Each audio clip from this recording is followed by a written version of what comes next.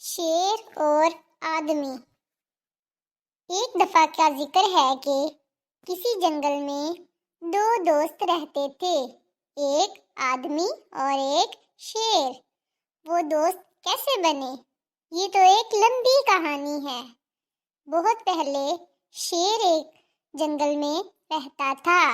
ایک دن جنگل میں شیر گھوم رہا تھا کہ اس کے پاؤں میں ایک کانٹا لگ جاتا ہے۔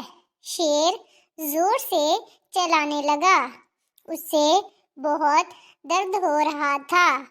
اس نے کانٹا خود ہی نکالنے کی کوشش کی، مگر وہ یہ نہ کر سکا۔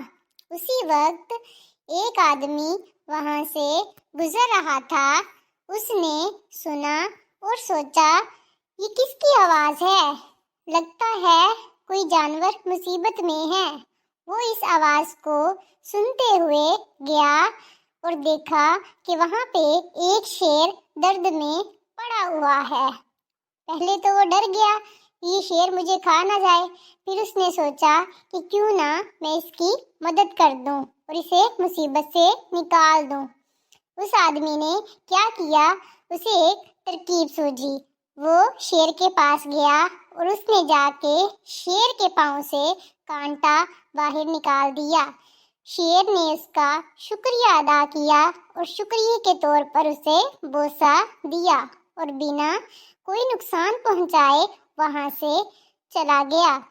چند دنوں بعد کچھ ڈاکوؤں نے جنگل پر حملہ کیا اور وہاں کے جانوروں کو قید کر لیا اور انہیں ایک گاؤں میں لے گئے اور وہاں پہ ان کی کشتی کا کھیل شروع کروا دیا۔ اور وہاں گاؤں والوں سے کہا کہ ہم دیکھنا چاہتے ہیں کہ یہ شیر کسی انسان سے کتنا اچھا لڑ سکتا ہے۔